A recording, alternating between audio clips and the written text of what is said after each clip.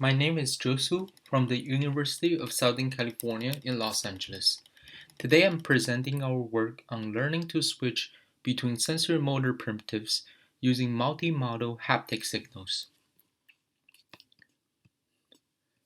Manipulation tasks usually involve a sequence of movements. Robust manipulations require detecting desired sensory events or sensory goals when switching from one movement to the next movement. For example, to achieve a stable side grasp on the drill, it's desirable to approach the drill handle by caging it with the palm of the robot hand. The sensory goal of the approaching movement is sensed by the force torque sensor on the wrist. There should be minimum torque along the vertical axis. Failing to reach this sensory goal is as shown on the right image, and simply closing finger on the drill will probably knock over the drill, therefore failed grasp. Learning from demonstration is an effective approach to transfer human manipulation skills to robots. The human expert on the left is demonstrating with a master-slave system. He is demonstrating to grasp and turn on the drill with the master arm, and the movements are mimicked on the slave arm. However, it usually requires human experts to decompose complete manipulation tasks into a sequence of movement, which are called motor primitives. The work on the right focuses on using only kinematic signals to automatically segment uh, uh, uh, assembly tasks. This work, however, assembly tasks into a sequence of motor primitives. This work doesn't detect the sensory goal of each primitive. Instead, it runs each motor primitive for a fixed duration or until it reaches a desired predefined threshold from the goal state. In our work, we propose a framework to automatically segment complete demonstrated manipulation tasks into sequence of sensor motor primitives, which include motor primitives as well as sensory goals of each primitive. First, let's take a look at how humans sequence how could humans sequence a complete manipulation tasks into a sequence of sensor motor primitives. During a typical grasping task, where a human grip pick up an object from a supporting surface and place it down on a supporting surface, the complete grasping task can be decomposed into reach, load, lift, hold, replace, and unload phases. At the transition point between two consecutive phases, there are distinctive tactile events which are sensed by different types of sensor neurons. Therefore, those sensory neural activities could be used to decompose a complete manipulation tasks into different phases. Here are called sensory motor primitives. The tactile sensors used in this work is developed by a biological author, Dr. Jared Lowe. The tactile sensor is called biotech, which is biomimetic and multimodal. It has similar size and shape as human finger, and it's developed to mimic all the sensory modalities of human fingers except pain. The first sensing modality is called skin deformation sensing.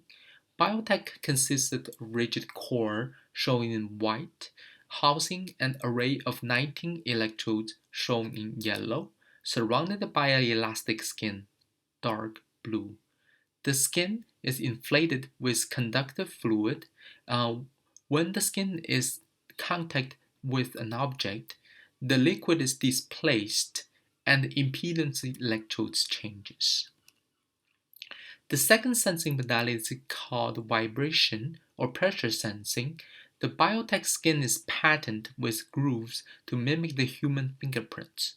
When rubbing the skin against textured surface or making or breaking contact between handheld tools and the sensors, micro vibrations in the skin can propagate through the fluid in biotech and are detected as high-frequency signals by the pressure sensor embedded in the sensor's core. The last sensing modality is called thermal sensing. The biotech is heated above ambient temperature with heaters inside the rigid core. Temperature and heat flow are measured by a thermistor near the surface of the rigid core. The thermal property of the object can be sensed with the heat flow rate. The last sensing modality is not used in this work. I would like to make an analogy between biotech signals and those distinctive tactile sensory events during the human manipulation tasks. From my previous work, I've shown that impedance from lighting electrodes and fluid pressure from the pressure sensor can be used to detect contact events and contact forces between biotech and contact object. They can also be used to detect breaking contact between fingers and the object. The micro vibrations from the pressure sensor can sense the mechanical transients such as making and breaking contact between handheld objects and the external environment. The first part of our sensory motor primitive segmentation and goal detection framework is to first segment the complete demonstrated manipulation tasks. For example, when the robot is pressing a handheld tool onto external environment, here are the typical sensory trajectories from such manipulation tasks. They include end effector positions, force torque on the wrist, static tactile signals, and dynamic tactile signals. A segmentation algorithm can always assume the beginning of those sensory trajectory is the termination of the last primitive, and the segment and it can also segment those trajectories when the peg is making contact, when the handhold object is making contact with the external environment. We validated the segmentation method on 3 pack and hold tasks, each of which has unique geometric features. Therefore, the robot must be capable of using those geometric features to guide its motion. The 3 pack and hold tasks on the 3D printed pack and hold board are a curved groove leading into a hole, a straight groove leading into a hole, and a square groove with a hole at one of its corners. The method we used to segment sensor motor primitives is called unsupervised Bayesian online change point detection. This method can segment trajectories into unknown number of primitives, and it's essentially calculating a posterior distribution over the current run length, RT, which is the length of the currently executed primitive, giving observed data, Y.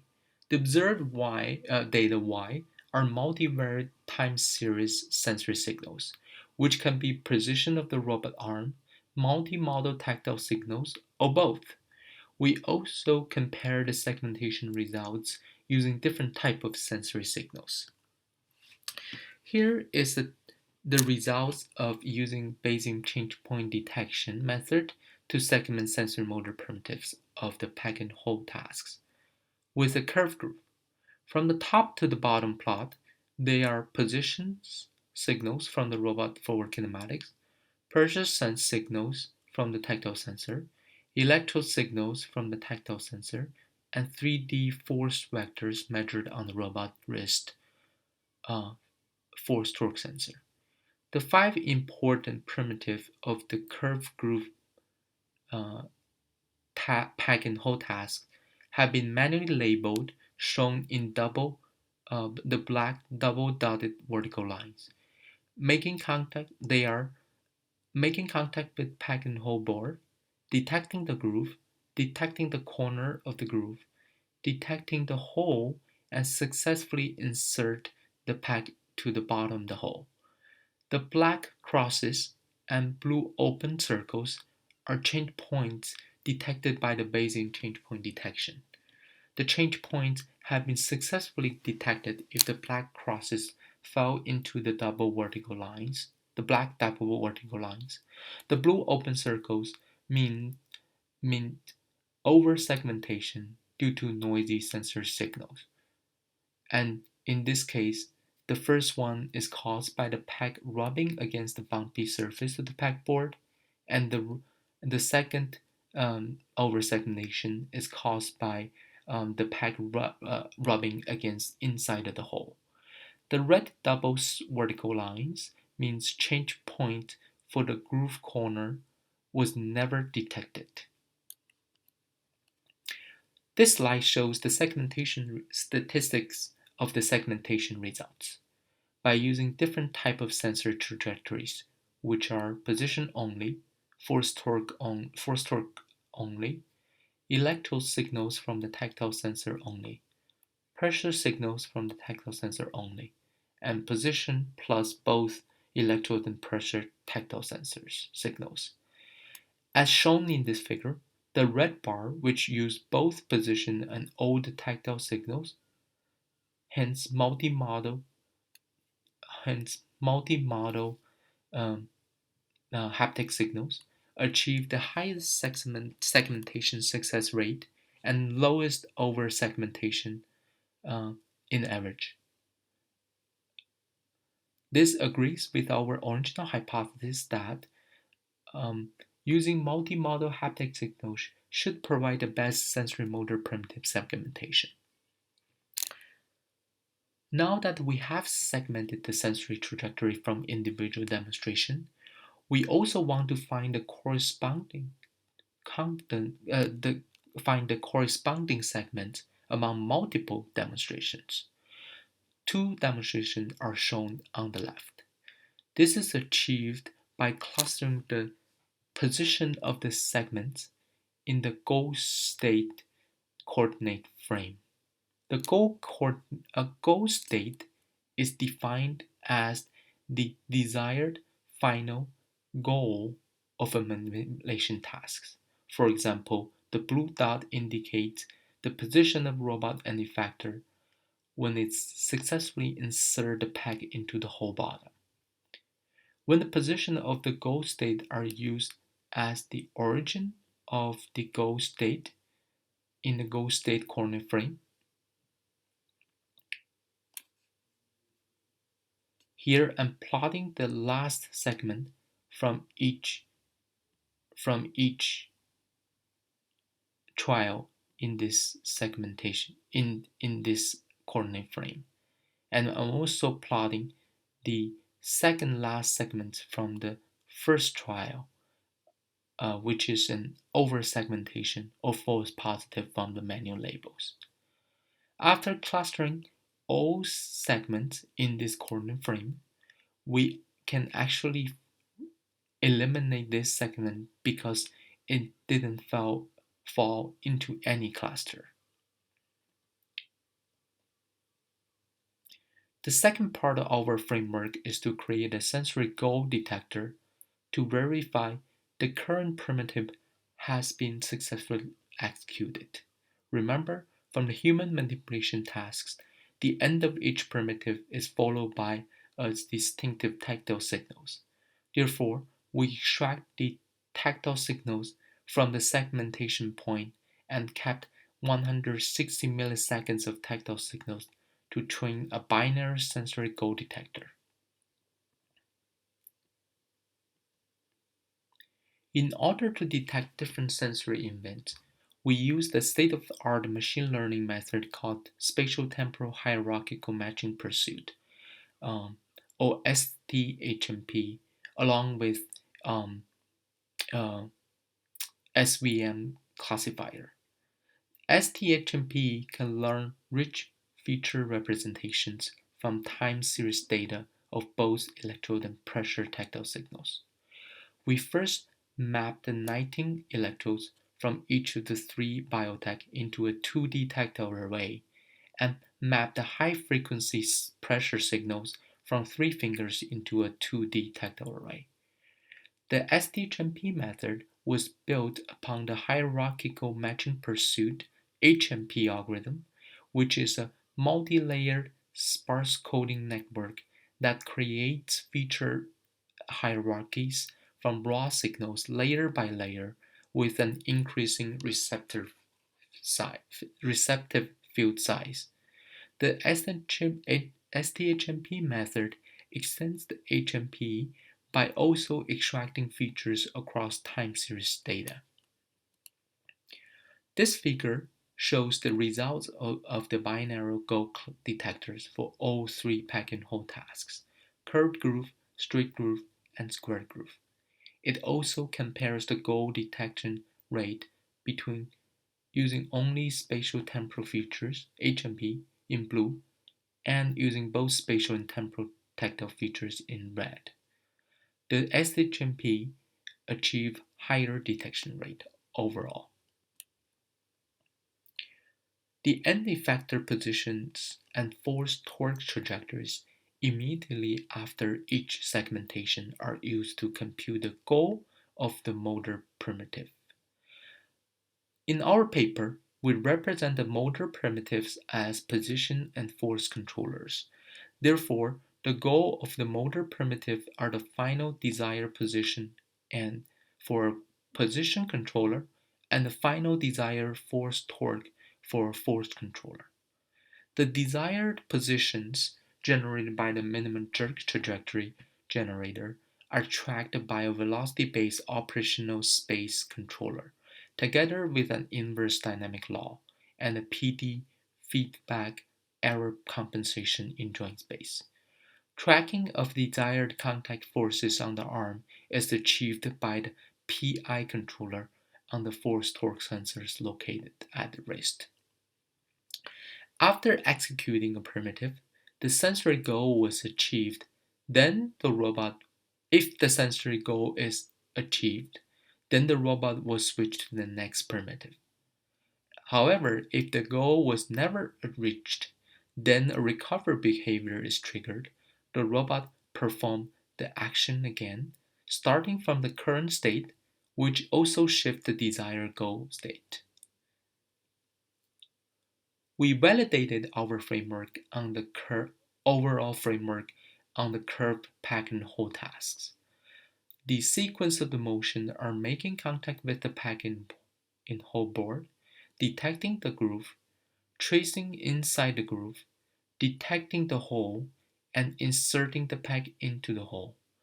During the sequence of motion, the robot tends to fail in those transition points due to position and force uncertainty. The sensory goal detectors and recover motions enable the robot to cope with those uncertainties to achieve successful pack and hold tasks, the curve pack and hold tasks. To summarize, a framework for segmenting contact-based manipulation tasks using both position and tactile signals, hence multi-modal haptic signals. Used unsupervised online Bayesian change point detection algorithm to automatically segment manipulation into sensory motor primitives. Find segment correspondence among multiple demonstrations and eliminate oversegmentation. Classifiers using SDHMP features were trained to detect sensory goal events for switching between primitives. The proposed framework was successfully evaluated on a guided pack and hold tasks. Thank you for your attention. I would like to address any questions that you have.